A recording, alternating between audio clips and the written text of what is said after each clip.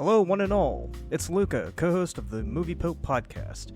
And in the wake of the latest Godzilla movie dropping like weeks ago, I decided to dig back into the archives and offer my take on Godzilla, King of the Monsters.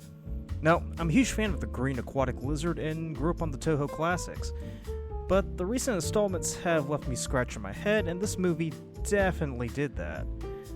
Might need a band-aid after all that scratching. Anyway, let's dive in.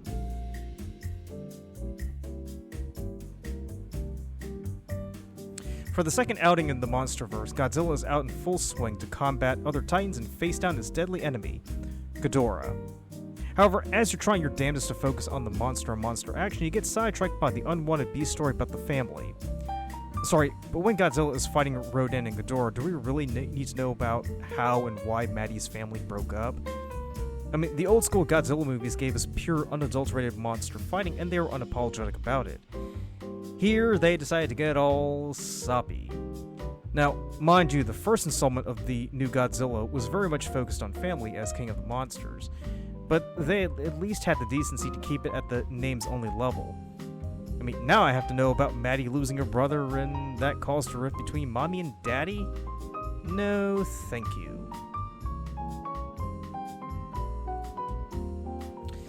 They built a machine that creates noises that somehow mind controls the other monsters. And the final wavelength, wait for it, is human. Alright. Again, let me repeat. They built a machine that creates noises that can talk to these monsters and somehow control them. I also want to know what exactly Jonah and his goons are up to. I mean, they're there and they're interested in the device and they said something about restoring the Earth or some hippie BS, but they really didn't flesh it out. And in a way, I'm glad because I wouldn't have given two shits.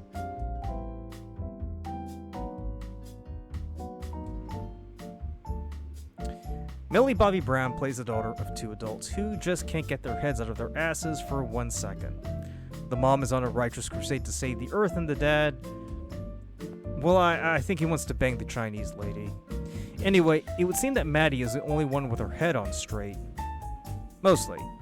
Until she steals the Orca machine and runs off to Boston, where she sets it off and summons Gadora. Now, you'll notice how the military is there too, and they get incinerated within seconds. But somehow, a teenage girl is able to outrun the beams and survive in much better shape than highly trained military personnel. Now, either she's juicing and we don't know about it, or the soldiers aren't as prepared as we thought. In any case, teenage girls have a better chance of physically surviving kaiju attacks than soldiers or pilots. Duly noted.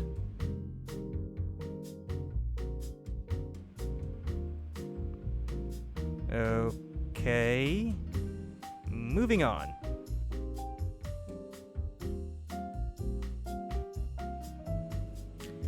I really did enjoy Ken Watanabe's performance in the first movie, and in King of the Monsters, he certainly did disappoint, but he was relegated to the background really. I mean, even so, when he had his screen time, he made his presence known. So the way he went out was both disappointing, yet a boss move. I mean, I really was hoping he'd stick around, but the chips didn't fall that way, and he gave his life to restore Godzilla to health. Speaking of which, wasn't it odd that he said, "Goodbye, old friend"? I know that was meant to be a beautiful moment, but it was still a bit odd. I mean, you think Godzilla would say, "Who the fuck are you?"